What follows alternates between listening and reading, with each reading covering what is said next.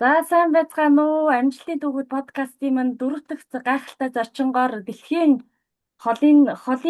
хэд холын зай гүйлтэй авраг дэлхийн авраг буд жаргал ахыгаа урьж оролцуулсандаа маш их баяртай байна. За ийм гайхалтай зочин орж ирээд одоо өөрийнхөө талаар, энэ гүйлтийн талаар, энэ спортын талаар та бүхэнд эрүүл зөв амьдралын талаар та бүхэнд хэрэгтэй мэдээлэл өгөх байхаа гэж найдаж байна. За тэгээд энэ бүх туршлага, энэ бүх сайхан амжилтынхаа түүхээс хуваалцсан гэж урьж байна. За таныг ураад өөрийгөө танилцуулнаа. Урьж байна. За баярлалаа. За намайг Бямбагийн Будчиргал гэдэг. Би энэ олон өдрийн гүйлтийн тамирчин байгаа. Тэгээ олон өдрийн гүйлт гэдэг нь нэг хоногоос дээш хоногийг л 7 хоног гэдэг. Тэгээд ерөнхийдөө энэ нэг 500 км хамгийн багадаа нэг 500 км-ээс тэгээд дээдл нэг 50000 км хүртэл гүйдэг энэ тэмцээнүүдэд оролцдог хүн. Тэгээ сүүлийн 10 гаруй жил энэ олон өдрийн гүйлтээр үл яг одоо юу яаж байна? Одоо хичээлж байна. За тэгээд олон өдрийн гүйлт гэдэг хүмүүс одоо яаж гүйд юм хэрэг ихэнх тэмцээнүүд маань 1 км-ийн тойрогоор тойрч гүйдэг. Тэгэхээр одоо нэгсэнд цэнгэлт тойроод гүйгээд байна гэсэн үг. За тэгээд 6 хоногийн турш өдрийн бүтэн шөнийн бүтэнгүй 10 хоногийн туршгүй янз бүр тэр гүйлтээсээ болдог. Тэ яг одоо миний нэг үндсэн одоо гол гүйдэг зай бол одоо 6 өдрийн гүйлт 10 өдрийн гүйлт байдаг. Тэгээ эндээ бол мэрэгсэн гэж хэлж болно. Тэгээ гүйлтийн төрлүүд бол дотор их олон янзлал байдаг л да. Одоо 100 метрийн гүйлт гээл байна. Хүмүүс надаас ингэж их асуудаг. Та ч одоо юм марафонд гүгээрч, ойрын зайд тэр гүгэж олимпиад орооч гэдэг байхгүй. Тэгээ яг олимпийн одоо хамгийн холын зай нь болохоор 42 км байдیں۔ Тэгэхээр одоо гүйлтийн төрлүүд чинь ингээд 100 метрээс ахуулаад 200 м, 400 м гэл ингээд явдаг байхгүй. 800 юу ч гэдэг ингээд яваад 5-10 км гэдэг. Тэгээ тийм олон төрөл байдаг. Одоо Усаин Болт гэх хүн бол одоо 100 метрийн гүйлтээр бол одоо мэрэгсэн хүн байдаг ш. Дэлхийд маш олон удаа алтан медаль авдаг, рекорд тогтоодог. Тэр бол 100 метр. Одоо ойрхон зай шүү дээ. Тэрэнд одоо мэрэгсэн хүн гэсэн. 42 км одоо дэлхийн рекорд тогтоодог хүн байна. 42 км-тэл одоо олимпийн авраг болдог, дэлхийн авраг болдог тэр хүмүүс байна шүү дээ. Африкийн Кени харууд тэр янз бүрийн хүмүүс их байна. За тэд нар бол 42-т бол мэрэгсэн. Тэгэхээр тэр 42-т гүйж байгаа дэлхийн авраг хүн бол одоо 100 м тэр Усаин Болттой бол өрсөлдөж чадахгүй шүү дээ. 100 м-т гүйдэг Усаин Болт бол 42 км-т бас гүйхгүй. Яг бол өөрсдийн одоо гүйцэтгэлийн төрөл нь байдаг. Мэргэжил одоо нарийн мэргэжил гэсэн үг шүү дээ. Яг өөрсдөө мэргэжсэн байдал гэсэн.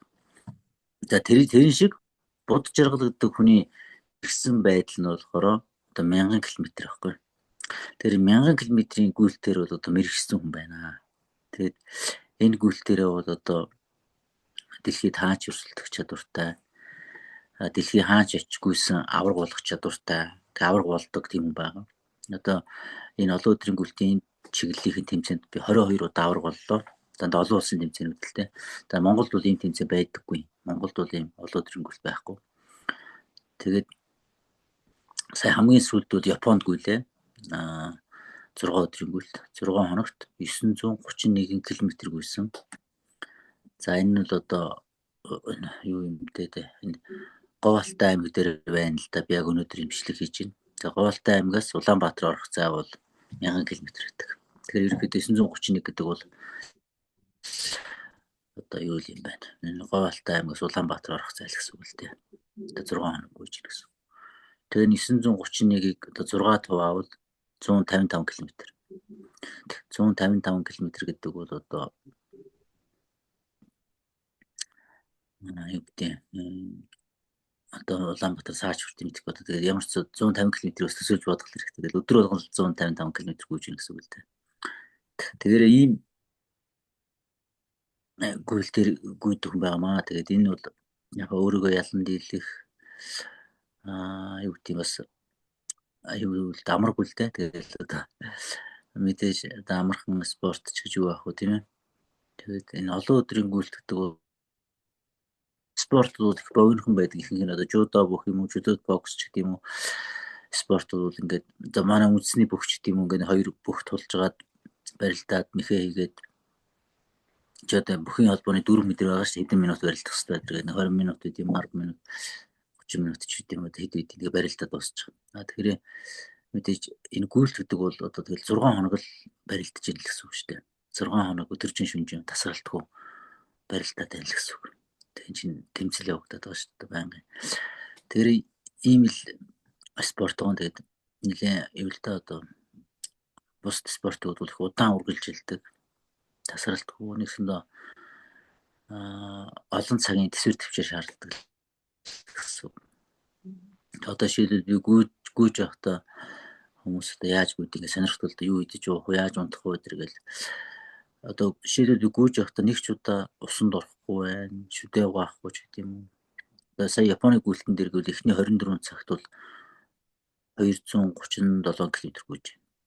Эхний 24 цагт шүү дээ. Тэгэл энэ байдал за тэгэнгүүт нэг ч унтахгүй гэж байна шүү дээ. Унтахгүй гэдэг юм. Нэг 24 цагийн турш тасралтгүй унтахгүй л гэж байна шүү дээ. Тэгэхгүй бол тэгж 200 одоо 36 км шин гүйж чадахгүй шүү дээ. Яагаад гэвэл биш одоо 236 гэдэг чинь нэг цагт 9 км 800 м гүйж яах гэсэн байхгүй. Тэгж ижил бараг л цагт 10 км гүйх гэдэг шүү дээ. Тэгж ижил 24 цагт 240 хүн шүү дээ. Тэгэхээр тэгж гүйнэ гэдэг бол одоо унтах боломжгүй байхгүй. Унтах одоо унтах хэрэг хэцүү гэдэг. Тэгэл 2 дахь өдөр нь бол нэг цаг унтж байгаа. Тэгэл 3 дахь өдөр нь бас нэг цаг унтдаг ч юм. Ер нь бол өдөртөө цаг л унтж байгаа. Чаар тэгжлээж гүйдэг. 24 цагийн нэг цагт унтаал гүйждэг тий. Тэгж ижил 931 гүйж байгаа юм л да. Тэгээ сая бол Японд гүгээ Аз ТV рекорд тогтоолоо. Тэгээд энэ тий баярлалаа. Тэгээ одоо Монгол хүний тэр нэг төсвөр хадууж хэлэх юм уу? Монгол хүн гэдэг чинь бас нэг тийм гайхамшигтай чанар шүү дээ Монгол хүний тий. Тэгээ энэ одоо юм хийж байгаа нь би өөрөө нэг их одоо бахархаал баярлаад байх юм байхгүй. Монгол хүн гэдэг бол угаасаа хийх ёстой юм хийж л юм. Ийм л байх ёстой. Энэ бол зүгээр байдаг л юм. Тэгээд давраг болох л ёстой. Энэ бол бидний заяа тавилан байхгүй. Монгол хүний заяа тавилан дээр тийм л одоо жам ясна. Тэнгижил явах ёстой. Монгол хүн гэдэг мөнх тэнгэрийнхээ ингээр сэтгэдэг мөнх тэнгэр шиг дэлхийг эзэгнжил амьдрах ёстой байхгүй Монгол хүн. Тэгэл энэ Аз ТV-д ямар ч үс эзэгнжил байна одоо би бол одоо Америкт идэр бол эзэгнэсээ Америкээр тэр болдог тэмцээнд бүгд л авраг болсон тий. Америкийг эзэгнсэн тэгэл гоё Америк энэ чинь дайн байлдал Улаантай л адилхан юм болдог л одоо 13 дугаар зуунд манай өвгдөөц одоо дайн байлдаа хийгээл явхад л 6 хоног дайнд орж байгаа. 6 хоног тасралтгүй л сэлэн мэргүүлэл дээр дайнд орж яана л гэсэн үг юм. Тиймэрхүү л байдалтай байдаг. Нэг ч удаа гүйж ихтэй нэг ч удаа сууж хоол идэхгүй шүү дээ. Сууж хоол идэх цаг завч байхгүй. Тэр чинь алаан болж байгаа юм шиг. Цаг гэдэг чинь алт шүү дээ. Маш алтнаас үнэтэй болчих. Шаардлагатай байна тийм ээ. Үүнээс болол эсрэг төвчээр маш хатуужилтай энэ спортоор ингээ хичээллэхийн тулд одоо хүүхэд залуучуудтай хандаад ч юм уу одоо энэ спортоор хичээлсний давуу тал одоо яагаад энэ спортод орохоор болов яагаад одоо энэ залуучуудтай хүүхэд залуучууд одоо сонирхож байгаа хүмүүс одоо бас ингээд хүмүүс байгаа штэ тань шиг одоо ийм гоё гүүх юмсан тэгээд энэ талаараа яагаад энэ спортод ингэж дурлаж энэ талаар явахаар болов тэгээд хүүхэд залуучуудаас хэрэгтэй гэж магадгүй ирээдүйд бас энэ подкастыг сонсож байгаа хүмүүс бас хэрэгтэй байдаг үднэс. Тэгээ олон өдрийн гүйлт гэдэг бол юу байгаа юм бэ гэхээр нэг хүн нэг өөрийгөө ялах боломж болгоод байгаа. Өөрийнхөө хязгаарыг даах. Одоо би чадахгүй ядарч байна, болий гэдэг тэр мэдрэмжүүд. За эсвэл одоо гүйж байхад чинь энэ махан би чи ядарна шүү дээ. Одоо чи шил өөр дөр нэг гэртээ дараа нь маргааш гүйгээд туршаад үзэхгүй гэрийн гадаа. Тэгэл нэг цаг гүйгээд үз. Тэгээ цаг гүйхэр чи би ч тийм хэлнэ. Одоо болио, сууй, амраа хөл өвдөж байна. Тэргээл янз бүрийн болдог юм. Нэгснээр махан би чинь бол тэр ядардаг. Ядраад одоо болий, амраа гэдэг юм хэлнэ. Тэгэхээр хүн нөгөө селф контрол уу бие удирдах чадвар. Тэгэхээр олон өдрийн гүйлтийн төсвөртэй гүйж чадаж яах гэдэг бол бие удирдах чадж ийн гэсэн. Би өөрөө сууйгүй суудаг, босгүй босдог, гүйгүүл гүйж чаддаг. Тэр бие удирдахчлаа. Тэгээд одоо миний удирдах ямар суу муу гэж удирдахгүй шүү дээ. Унтах гэж удирдахгүй чи байнга л гүйл гэж удирдах ш гүүгээрээ гэж өөрийгөө удирдах юм. Өстөр бол махан би ч юм жоохон сууй жоохон амарчи гэдэг тийм хүсэл байж байгаа шүү дээ. Айлна жоохон амраад авъя л да гэж. Тэрээ үгүй чи гүөх ёстой гэдэл одоо ингээл юу яаж гэсэн. Би тэгнэсэндээ энэ оюун бодол буюу эго энэ юмдаа хүн удирдахтаа болж гин гэсэн. Тэгэхээр хүн өөрийгөө удирдах чадвартай болно ч сайхан шүү. Жишээл тамхитдаг хүн тамхиа тахтыг тамхируу гэдэг арх уудаг. Эсвэл одоо яадаг чи нэг хүмүүс одоо ингээд нэг өөрийн мэдлэг нэг өөрийн тэр нэг буруу муу зуршилдаанд дийлдэгдэж удирдагдаад байдаг штеп хүмүүс. Тэгэхээр тэгэхгүй тэр нь тэгж одоо тэр буруу муу зуршилдаа удирдагдах болж өөрийгөө удирдах чадвартай болж юм гэсэн. Одоо 5 минут тэр хөвсөж шуналг гэдэг чинь амтлах байд юм үнэрлэх байд. Хүний тэр нэг дуур хүсэл байж штеп шунал байгаа штеп. Тэр юм удаа удирдах чадвартай үгүй ээ гэд тэрийг удирдах чадвартай болж юм гэсэн үг л дээ. Тэгэхээр тэр чадварыг бол одоо энэ гүйлт төлөөгдөг олоодрын гүйлт. За тэгэхээр тэр чадварыг суучгаар амьдрал их амархан байхгүй. Тэгвэл хүн чинь ингээ эгондоо удирдагдуулаад эсвэл одоо тэр би тэг ингэ болно болохгүй тэгдэг ингээл хүн чинь ингээл толгой ажиллаад л ингээд идэг. Тэгэхээр өөрийгөө юмш удирдах чадваргүй болчиход байгаа байхгүй ихэнх хүмүүс. Тэгэхээр өөрийгөө удирдах чадвартай болчихно гэдэг чинь сайхан шүү дээ. Тэ одоо яг хэсвэр төвчээртэй өөрийгөө удирдах болчихно гэдэг чинь. Тэгэхээр энэ олон өдрийн гүйл хүнийг өөрийгөө удирдах чадварыг олгодог. Тэгээ нэг төрлийн гүйлт нөгөө бясалгал болдог. Тэгэхээр бясалгал гэдэг бол одоо гүгээд тах нь өөрөө байнга бясалгалаа хийгээл гэсэн үг л дээ. Тэгээ одоо олон ач холбогдолтой хүний биеийг эрүүлэл одоо миний бие бол эмнэлэгт үзүүлэхэд цоо эрүүл байгаа. Өвд хөвчм аа бүх юм сайн байна. Хөдөлгөөнтэй байж гэн тий. Хөдөлгөөнтэй эрүүл байж хөдөлгөөнтэй тий. Байнга хөдөлгөөнтэй. Хөдөлгөөн эрүүл байхаас хамгийн чухал хүний тэр булчин хөгжүүлж өгдөг. За одоо ингээ хүн төмөр өргөдөл биеийн булчин хөгжиж штэ том булчинтай болж байгаа штэ. Яг түүнтэй адилхан хүний тэр сэтгэлийн булчин гэж байна. Тэрийг одоо монголчууд дээрээс ярихтаа сэтгэлийн тэнхээ, сэтгэлийн хат гэж хэлдэг байхгүй. Тэгэхээр тэр нь болохоор тэр сэтгэлийн булчинг бол яаж хөгжүүлж яах гэхээр хүн ингээд бэрхшээл зовлон даван туулаад өөрийгөө ялаад ахаар өөрийгөө хүн хитийдэн даваад ирэхээр тэр сэтгэлийн булчин хөгжөөд ингээд одоо маш сайхан болчихно. Тэгээд тэр сэтгэлийн булчин хөгжчихөөр яаж ингээр амьдрал зовлон гэж байхгүй байнга амар амгалаас жаргалтай байдаг болчих. Тэгэхээр хүмүүс одоо сэтгэлийн амар амгалан гэдэг бол хүн болгоны хүсдэг юм шиг тэр баян байна уу, ядуу байна уу, ажилтай байна уу, ажилгүй байна уу, ямар ч хүн сэтгэл амар амгалан амьдрахыг хүсэж байгаа шүү дээ. Гадаадд байна уу, Монголд байна хамаагүй бүгд адилхан. Тэгэхээр хөшин залуугүй бүгд. Тэгэхээр тэр сэтгэлийн амар амгаланд чинь энэ гүйлт дотор зүгээр нэг хөнгөн гүйдэг биш. Бүр энэ гүйлтийг гүйсэн шиг гүйж одоо бүр яг вэ зүгээр нэг хөнгөн гүгээд хахад бол одоо хүн бол өдөр тутмын тэр стресс депресд орохгүй байгаад боломжтой. Тэгээ бүр мөнхийн амар амгалан төрийг бол хүн яг энэ гүйлтэн дээр бүр өөрийгөө хитийдэн давах хэрэгтэй л дээ. Өөрийгөө ялах хэрэгтэй. Тэгжээж мөнхийн амар амгаланд л хүрнэ л дээ. Тэгэхээр энэ гүйлт нэг иймэрхүү онцлогтой. Тийм. Яагаад энэ гүйлтийн спортоор хичээлэхээр ер нь хүүхд тахасаа л энийг сонирхолтой байсан уу? Яагаад сонирхолтой болсон бэ?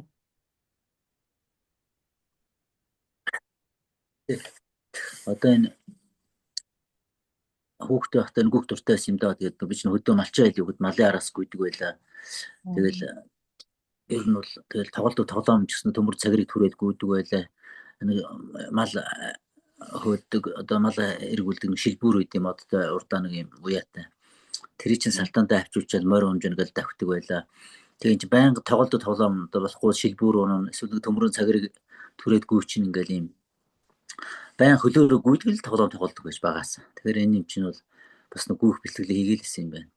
Тэгээ яг энэ хөдөөний амьдрал Монгол энэ ахуй амьдрал энэ нүүдэлчин соёл энэ юм чинь бол бас хүний их төсвөр хатуужилтаа болгод юм байна. Одоо байгалийн эрсдэл суурай амьсгал хөдөө нар ч одоо өсөж төрөгчөнд одоо юу шүү дээ. Тийм усаа зөөн мөс хагалж усаа өвөл тий өвөл одоо усаа гоожуулаад тэгэл хөлдөж өгчих гэл ус зөөгөл явна штэ. Усаа голоос мөс хагалж авна штэ. За тэгэл өвлийн хүүхдийн цасан шуурганд бетантоос барайл явж ш 2.10 бетантоос гартай барьчаал. Тэгэл голоос ус зөөгөж юм гээл. Тэгэл одоо өвөл ч одоо баачиг төлтөр хэцүү штэ жорлон борлон гэж байхгүй. Тэр чинь гадаа жалганд тэгэл эсвэл тал дээрч мэл баалаа бөгс үлдчихгүй. За тэгээд чулуугаар бүксэн арчин ойлын цаас гэж юм байхгүй. Тэгээд ер нь Монголд бол одоо ингээл тэр 100 байсан ч гэл одоо тэр жоохон хүүхдүүд чинь ингээл хаяанаас хацвчнаас уяатай л байж идэг, уйлал байж лээ. Малаа саагаад байвал хүүхд мөхтэй чинь тэгж инхрийлээл одоо бөөцөлдөг юм байхгүй шүү дээ. Тэгэл эсвэл мөлхөөл тэр малд гიშгүүлч гэл тэр хүүхдүүд адуу малд доогор гიშгүүлч гэл мөлхөөл явуулчлаа. Хамрата шороо буусч гээл тэгэл жоохон 3 4 настай 5 настай байхад нь одоо дөрөвтэй ч гэдэм тавтай байд юм одоо тэр чинь хурдан морины нуруунд дээр тавьчих ш тэгэл дахь гээл уйлал би ч одоо хурдан мөр анх унахтаа ингээл уйлал тавьж байлаа нислээ өглөө гэл ам зүрх хамаар гарлаа гэдэг уйлал явж тэгэл тэр болгон чи ингээд хүнийг сэтгэл өвчтэй болгож байгаа байхгүй тэр Монгол ах хөдөөний амьдрал чинь бэрхшээл зовлон багаас нь тоолуулаад ирэхээр нөгөө сэтгэлийн хаттай сэтгэлийн дэнгээд юм болоод байгаа байхгүй нүүдэлчин соёл Монгол нүүдэлчин соёл ах хүч нь бол одоо тэгэл бид нар бол одоо нэг тоглолдог надад хонь ургатай мөргөлдөж тоглоод л байраа зарим хурмөгч заримдаа хүчтэй мөргөч нь бас айхтар юм ишиг ургатай тоглоно байна. Тэгээ тоглолдог тоглоомч тийм байдаг ш гар утас мөсгөх юм байхгүй. Тэгээ энэ юм чинь одоо унаа одоо адуугаан орой саачаал үгээс саачаал адуугаа 50 тэнгүүтээ унаа тавьж бол хамгийн сүүлд нэг унаа байрал хоцорч гал унгаа мордч тэгээд унах чи адууныхараас дахиж болно унах чи гээд тоормжл зогсон гутлгад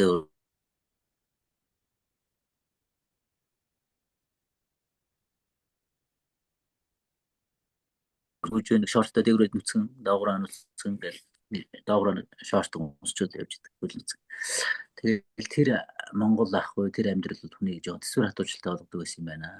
Тэгээ одооны хүүхдүүд бол тийм байхгүй болж одоо нэг дан гар утсаа ширтгэл ингээл нэг 4 хамны бол ингээд гар утсаа ширт ядагтаа ингээд нэг гүйлтээр хижээлэх юм бол ядагтаа энэ нөгөө гар утаснасаа салаа тийм нэг биеийн хөдөлгөөн хийгээд ингээд бас нэг давуу талтай байх байхаа тийм биз дээ. Спортоор хичээлнэ гэдэг чинь ер нь ямар талтай юм. Тэгээ ер нь бол спортууд бол хүнийг одоо өвчтэй болгож яадаг. Ер нь ямар ч спортоор хичээлэх зүгээр. Тэгээд ямар ч спортоор хичээлж болно. Ямар нэг спортоор хичээлээд авах хэрэгтэй хүүхдүүд багасаа тэгж төсвөр хатуучлалтай болно. За тэгээд гүйлтэр хичээлүүд бүр гоё л доо тансагч гүйлтүүд нэг илүү хэрэглээ шаардаад байх юм алга зүгээр л гэрээс агараа гүйж. Амархан хэлбэрхэл спортлтой гүйлтээ. Тэгээд энэ гүйлтэр хийснээр бол хүмүүс дээрээс одоо нөгөө миний яриад одоо сэтгэлийн булчин хөгжих боломж байна. За тэнд одоо гүйлт нөөрөө одоо байн хүний ингээд хэцүү байдал зовоогод байдаг. Заримдаа бас амар амгал ажиргалтай болгоно. Гүйх үеэр ажиргалын гормонууд тусмаас ялгарч байдаг учраас байнгын зовлон байхгүй. Ингээд заримдаа жаргалтай болоо заримдаа зовлонтой болоо явна гэсэн ээлж хэлнэ. Байнга зовоод бол бас хэцүү шүүн. Гарахад тийм шантраш юм чинь гэсэн. Тэр зовлон жаргал хоёр шиг ээлжилдэг учраас гүйлт бас их гоё давуу талтай гэсэн.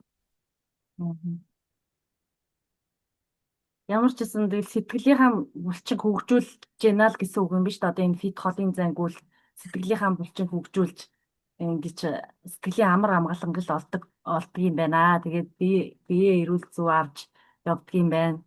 Ямар ч гэсэн спортоор явна гэдэг чинь бас цаашдынхаа нөгөө өөрийнхөө биеийг эрүүл саруул авч явна гэдэг чинь бас их чухал байгаа шүү дээ, тийм ээ.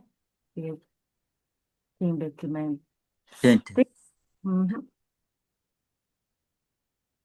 Тэгээ таны нэг гоё юм дээр фэйсбүүкэн дээр гоё Монгол орныг сэрсэн ухамсарал аварна гэдэг их гоё шүлэг бичсэн байсан л та. Тэгээ тэр шүлэгнийхаа талаар та нэг хальт яриад хүмүүст бас хуваалцах зүгээр юм болов уу гэж надад санагдсан. Тийм. Оршихугаас ирсэн гэдэг удахгүй сэрсэн ухамсар гэж юу хэлээ? Тийм. Тийм сэрсэн ухамсар. За энэ юуныхаа талаар та нэг ярьж. Тийм. Тэгтээ та нэг уншаадахч бүгдийн тэг би танд яриад гэдэг. Бүгдийг уншаадах. За оршихугаар сэрсэн богинохон байгаа. Тун энгийн атлаа агуу юм аа. Монгол орныг зөвхөн ухамсар нь сэрсэн сэтгэл нь тунгалах хүмүүн л удирднаа. Тэд төрөө гэсэн зүрхтэй арт түмнээ жаргах ирмэлцэлтэй байна. Эд баялагт шунах бус үнний замаар явах нь тэдний мөн чанараа. Тэд өөрсдийнхөө төлөө бус Монгол түмнийхээ төлөө амьдрнаа. Тэд арт түмнийхээ зөвхөн үгээр биш үйлдэлээр сэтгэлийн цэнгэлийн мандаа төргөнэ.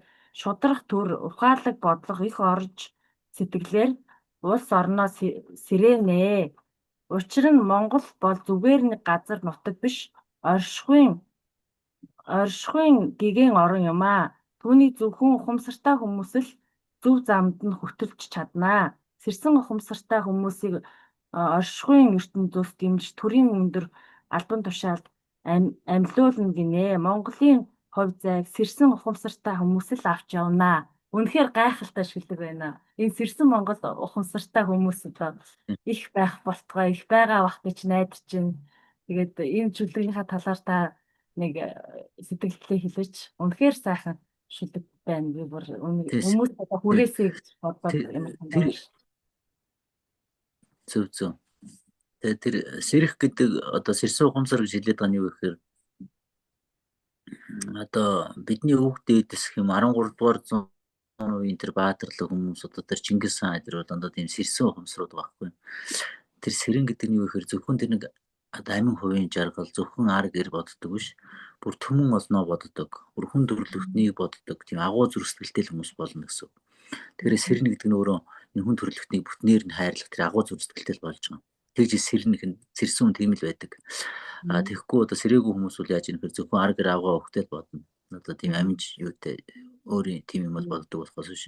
Нийт одоо хамаг амтныг гэх юм уу тэр нийт түмэн олноо боддог тэр чадвар байхгүй л гэсэн үг л дээ. Тэгэхээр одоо данг төр гарцсан байгаа нөхдөөч зөвхөн л одоо нөгөө авилгал авлаад гэн тэгж мөнгө ялаагаалаа тэгж их яалаа гэж яриад байгаа шүү дээ. Одоо нүүрс ялаач гэдэг юм уу эсвэл ямар төмөр замч гэдэг юм уу одоо юу ч үед ингээд янз бүрийн мөнгө уран гэдэг юм уу юу ч тий. Янз бүрийн листик одоо гадны компани янз зээл юм болоод идэг. Тэгэхээр тий одоо юу толгойч гэдэг юм уу гэж янз бүрийн байгаа шүү дээ. Тэр шиг юмнууд бол одоо юу гэдэг тийм хүмүүс ч нөгөө зөвхөн өөрийн хувийн л одоо юм бодоод байна шүү дээ. Одоо би их мөнгөтэй бол офшор дансандаа их мөнгөтэй бол хэдэн үеэрээ их мөнгөтэй болж авъя баталгаатай хөрөн энэ тэнд нууж дарж авъя л гэдэг байгаа шүү дээ. Тэд нар ч юм бол тийм юм нийтлэл явдаг. Сэрсэн ухамсарууд юу гэхээр энэ бүх юм чинь одоо нөгөө мөнх бус юм хоосон чанартай юм зөвхөн энэ би ингээл төрөөд үгүй болдог юм гэдэг энэ юмнууд чинь ингээд ертөнцийн жамасыг ойлгочихж байгаа. Сэрсэн хүн гэдэг нь ертөнцийн жамасыг таньсан л гэсэн. Тэгээ ертөнцийн жамасыг таньчихаар тэгж их мөнгө хөрөмтлөө тэр мөнгөний төлөө эрх мэдлийн төлөө тэгж улаараа зүтгээд яваад ямар ч сонирхолгүй.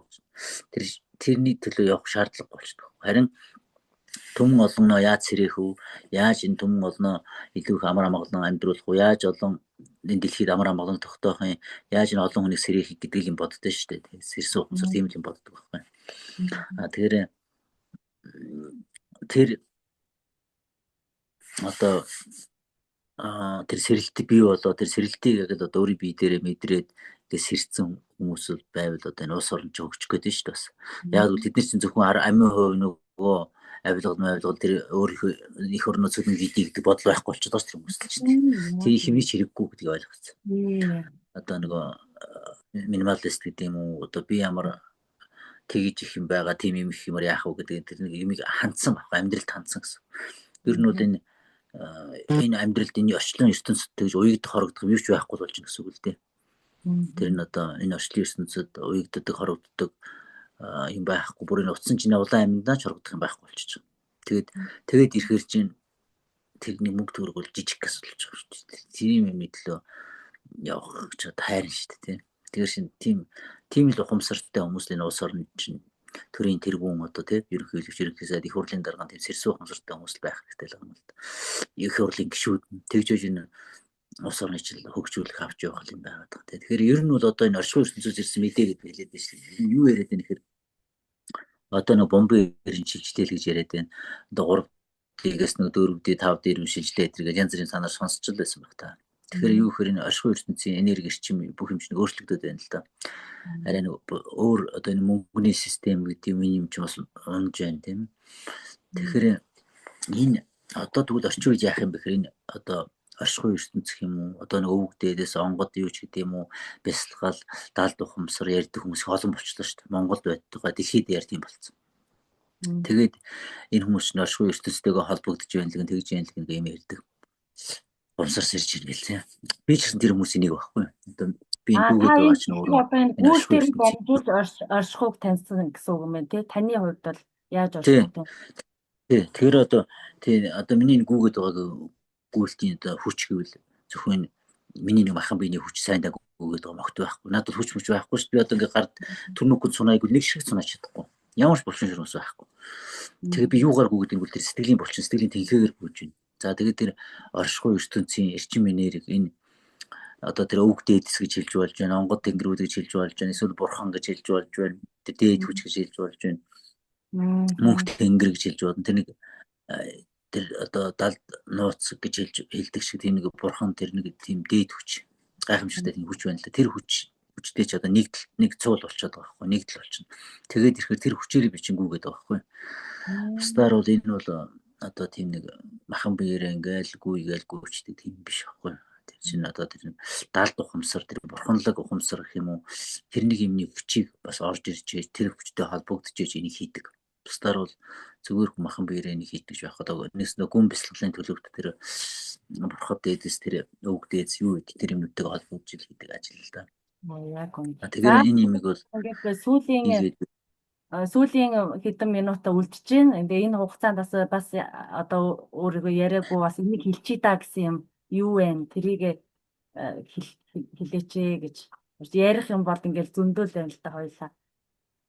Одоо энэ ямыг Монгол хүн гэдэг бол тэр одоо хэдэн минут байна гинэ хоёлаа? 7 минут байна. Одоо энэ юмыг хэлчих юмсан гэдэг ингээд нэг юм байгаа штэ тийм одоо энэ монгол хүн болгонд нэг монгол хүн ийм байгаа штэ. Зөв. Тэгэхээр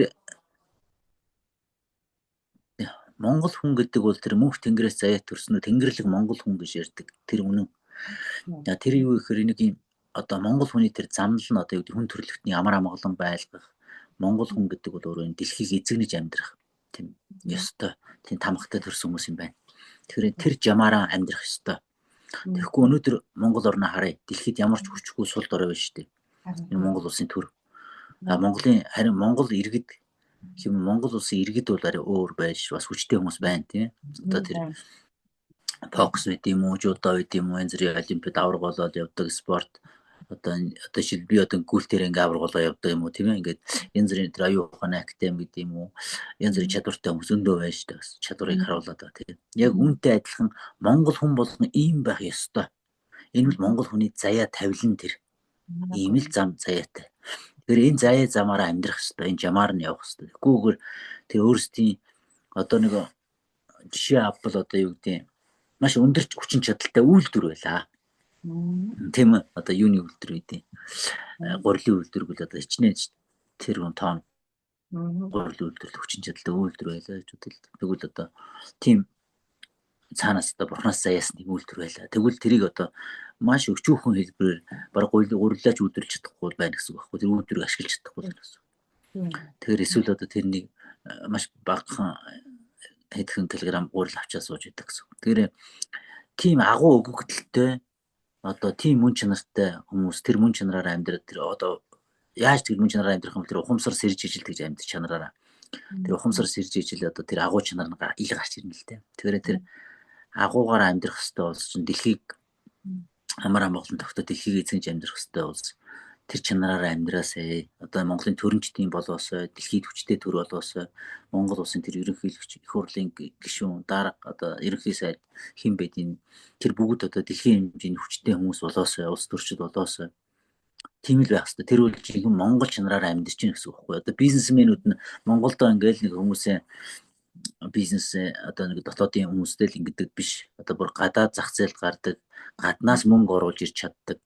Тийм байх хэрэгтэй байхгүй. Монголын хэдэн бизнесмэнүүд нь дотоодын хэдэн хүмүүсийгээ л зайлвал мөнгө төгрөгийг бараад л одоо хордуулаад л архиа зард юм юугаа зард ингээд колого зард юм ингээл нэг тэгжл амьдарч штэ зайлвал тэр бизнесмэнүүд нь ч гэсэн ингээд дэлхийн хэмжээнд зангарахтай дэлхийн хэмжээнд дэлхийн хэмжээнд тэр хүмүүс төрөх хэрэгтэй шин Монголоос. Тэгээд өөр өөрсдийн салбар заавал тэр чинь гүйлтэй халбгүй заавал сумаа барилдаад халбгүй чинь өөр өөрсдийн чаддаг мэддэг юу чаддаг юу хий тэр өөрөө чаддаг мэддэг дуртай юм өөрөө дэлхийд хүчтэй байл дэлхийн хэмжээнд өрсөлдөх чадвартай л байл. Тэгжээж Монгол хөгжнөө Монгол хүн тэгж л амьдрах ёстой. Энэ бол Монгол хүний тэр төрөмлөө өгөгдөл нь. Тэгээ тэр чанараараа амьдрцгаагаарэ монголчуудаа л гэж хэлээ да. Тэгэхээр одоо та бол ингээд дэлхийн тийм чанараараа одоо ухамсараа сэрээхийг хүсэж байгаа хүмүүс Аа. Юм Тэгэхээр хэлэх одоо юу гэдэг юм хүн өргөжлөл тэгээ хийгээд. ухамсараас сэрээхийг хүсээд байгаа. Аа. Яриа та яриа. Яриа. Ухамсараас сэрээхийг хүсэж байгаа. Тэр агуу чанараараа амьдрахыг хүсэж байгаа хүмүүс байвал одоо надтай холбогдож болно. Би тэр хүмүүсийн тэр агуу чанарыг ил гаргаж ирэхэд одоо тусалж болно. Одоо нэгсэл ухамсарын сэрээхтэн тусалж болно гэсэн. Ямар гоё. За би тэгвэл энэ доор таны библиотекийн юуг энэ подкастны доор тавьчих. Тэгээд манай будж бахтай холбогдож ухамсараа хэрэгэх цаашдаа ингээд энэ гүйлтийн талаар тэгээд өөр олон энэ юуны талаар мэдхийг хүсэж байгаа хүн бол ингээд манай будж бахтай манд холбогдоорой. Тэгээд өөрийгөө ингээд батлаад дэлхийн хэмжээнд ингээд авраг болоод дэлхийн хүмүүстэй өрсөлдөө тэрний авраг болоод гараад ир чадсан биз дээ та тий. Үнэхээр бахархалтай байна.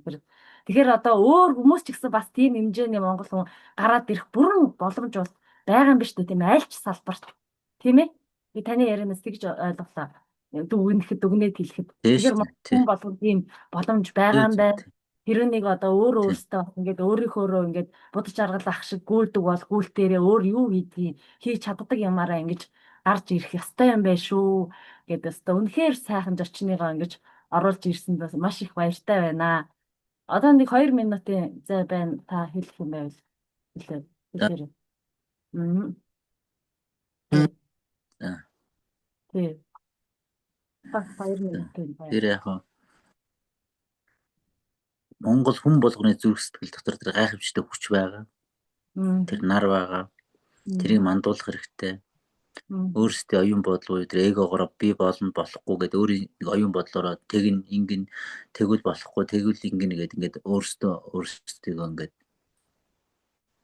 одоо дарчаад байгаа байхгүй. Тэгэхээр одоо нэг хөшиг татаад цанхуугаа бол цаанаас нь цэлмэг нар гарч ирдэг шиг хүн болгон өөрийн тэр нэг оюун бодол мунхаг харанхуй байдлаар ялах хэрэгтэй л дээ өөрсдөө. Тэр юм ялаад ирэхээр тэр хүн бол тэрийг ялчвал цаанаас нь цэвэр тунгалаг мөн чанар тэр гайхамшигтай дотоод хөтж ийл гарч ирнэ. Тэр хүчээр амьдрах хэрэгтэй. Бүгдээрийн дотоод тэр гайхамшигтай хүчээр амьдраарай гэж хүсье да.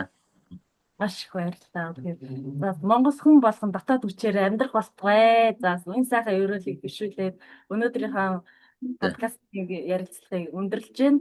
Үнэхээр гайхалтай зочинтой уулзаж маш их ирч хүч энерги авлаа. Таны цаашдаа ажил хөдөлмөрт өндрөөс өндөр амжилт хүсье. Монгол хүн болгон сэрж ухамсар сэрээд Монгол хүн болгон сайхан амьдраасай. Монголын төр засагт ажиллаж байгаа хүн болгон одоо ухаар сэхээрээд зөв бодлогоо явуудаад Монгол ард түмнийгээ сайхан амьдруулаасай. Тэ тэрэнд нь ингээд бид нар ч үгүй ингээд туслах юмсан. Маш их баяртай байна. Таны ажил үйлс бүтэх болтугай. Тэгээд энэ сайхан үйлсээ цааш нь улам илэрүүлээд яваарэ гэж хүсье өрөөё. Маш их баярлалаа танд. За баярлалаа.